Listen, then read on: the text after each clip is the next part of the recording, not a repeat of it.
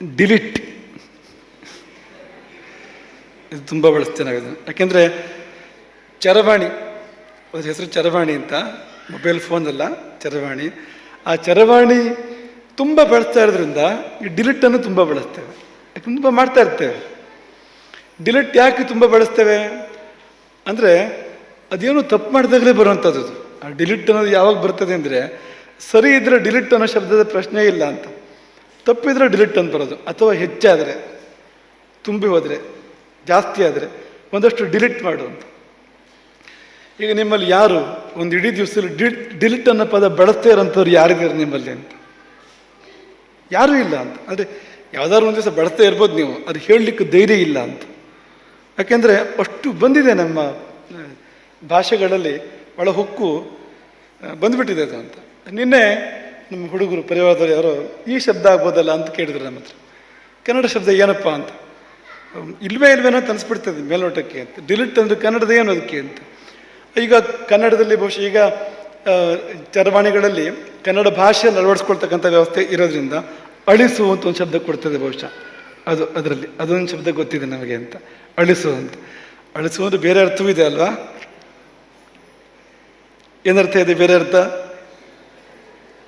ಅಲ್ಲ. ಅಳಿಸು ಅಂದರೆ ಅದು ಕೆಟ್ಟ ಕೆಲಸವೇ ಅದು ಕೂಡ ಅಂತ, ಅಳಿಸೋದು ಅಂತ. ಆದರೆ ಇನ್ನೂ ಅನೇಕ ಶಬ್ದಗಳಿದೆ, ಕೆಲವಾರು ಶಬ್ದಗಳಿದೆ ಅಂತ. ವರಸು ಅಂತ ಹೇಳ್ಬೋದು, ವರಸು ಶಬ್ದ ಇದೆ, ಅದೇ ಅರ್ಥ ಕೊಡ್ತದೆ ಅದು ಅಂತ. ಯಾಕೆಂದರೆ ಅಕ್ಷರದ ವಿಷಯ ಆದಾಗ ವರಸು ಹೆಚ್ಚು ಸೂಕ್ತ ಅಂತ. ಹಿಂದಿನ ಕಾಲದಲ್ಲಿ ಆ ಶಬ್ದ ಜಾಸ್ತಿ ಚಾಲ್ತಿಯಲ್ಲಿತ್ತು. ಕರಿ ಹಲಿಗೆ ಮೇಲೆ ಬರಿತಾ ಇದ್ರು, ಆಮೇಲೆ ಒರೆಸ್ತಾ ಇದ್ರು ಅಂತ ಅದನ್ನು ಅಂತ. ಅದೆಲ್ಲ ಆ ಕರಿ ಹಲಿಗೆ ಅಂದರೆ ಗೊತ್ತಾಗೋದಿಲ್ಲ ನಮಗೆ ಇವತ್ತು. ಕರಿ ಹಲಿಗೆ, ಹಸಿರು ಹಲಿಗೆ ಗೊತ್ತಾಗ್ತದೆ ನಮಗದು, ಗೊತ್ತಾಗೋದಿಲ್ಲ ಇವತ್ತು ಅಂತ. ಒರೆಸೋದೇನು ಕನ್ನಡ ಶಬ್ದ ಹೇಳಿ ಗೊತ್ತಾಗೋದಿಲ್ಲ ಅದಕ್ಕೆ ಅಂತ. ಶಬ್ದಗಳೇ ಶಬ್ದ ದಾರಿದ್ರ್ಯ ಬಂದ್ಬಿಟ್ಟಿದೆ ಅಂತ. ಯಾವ ಶಬ್ದವೂ ನಮ್ಮ ಪರಿಭಾಷೆಯಲ್ಲಿ ವ್ಯವಹಾರದಲ್ಲಿ ಇಲ್ಲ ನೋಡಿ ಅಂತ. ಅಲ್ಲೆಲ್ಲ ಒರೆಸುವ ಪ್ರಕ್ರಿಯೆ ಇರ್ತಿತ್ತು ನೋಡಿ ಅಂತ. ಹಾಗಾಗಿ ನೀವು ಅಳಿಸುವ ಶಬ್ದ ಜೊತೆಯಲ್ಲಿ ಒರೆಸುವ ಶಬ್ದ ಇಟ್ಕೊಳ್ಬೋದು, ಬೇರೆ ಅರ್ಥ ಬರೋದಿಲ್ಲ ಅದಕ್ಕೆ. ಅಳಿಸುವುದು ಬೇರೆ ಅರ್ಥ ಬರ್ಬೋದು, ಅದು ಒರೆಸು ಬೇರೆ ಅರ್ಥ ಬರೋದಿಲ್ಲ.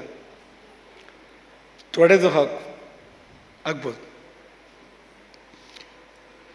ನಿಮ್ಮ ಚರವಾಣಿಯಿಂದ ಅದನ್ನು ತೊಡೆದು ಹಾಕು ಅಂತ ಬಳಸ್ಬೋದು. ಅದನ್ನು ತೆಗೆದು ಹಾಕು ಅಂತ ಆಗ್ಬೋದು, ಬಳಸ್ಬೋದಲ್ವಾ? ತೆಗೆದು ಹಾಕು ಅಂತ, ತೆಗೆ.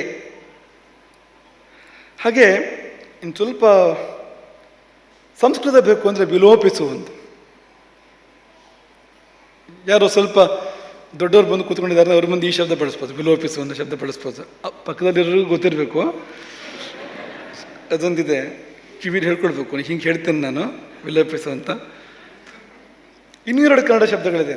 ಪಡೆದು ಹಾಕು ಆಗ್ಬೋದು, ಸ್ವಲ್ಪ ಗ್ರಾಮ್ಯ ಆದರೂ ಆಗ್ಬೋದು, ಸ್ವಲ್ಪ ಹಿಂಸೆ ಇದೆ ಅದರಲ್ಲಿ, ಆದರೂ ಬಳಸ್ಬೋದು. ಬಳಸಿದ್ರೆ ಇಲ್ಲಿ ಬಳಸಿ ಅಂತ. ಯಾರು ಮನುಷ್ಯರನ್ನ ಹೊಡೆದು ಹಾಕೋಕೆ ಹೋಗಬೇಡಿ ಯಾವುದೇ ಕಾರಣಕ್ಕೂ, ಇಲ್ಲೇ ಬಳಸಿ ಅದನ್ನು ಅಂತ. ನೀವೇ ತಪ್ಪು ಬರೋದು ಹೊಡೆದು ಹಾಕಿ ಆಮೇಲೆ ಅದನ್ನು ಅಂತ. ಹೊಡೆದು ಹಾಕೋದಂತ ಹಿಂದೆ ವಾಡಿಕೆಯಲ್ಲಿ ಇತ್ತದು ಅಂತ. ಬರೆದಿದ್ದು ಏನಾದ್ರು ತಪ್ಪಾದರೆ ಅದನ್ನು ಹೊಡೆದು ಹಾಕು ಅಂತ, ಆ ಶಬ್ದ ಚಾಲ್ತಿಯಲ್ಲಿ ಇತ್ತು ಅಂತ. ಕೊನೆಯದು ಬಿಟ್ಟು ಬಿಡು ಅಂತ.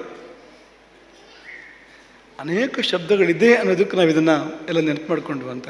ಇದು ಯಾವುದಾದ್ರು ಬಳಸಿ ಆ ಡಿಲಿಟನ್ನು ಡಿಲಿಟ್ ಮಾಡಿ.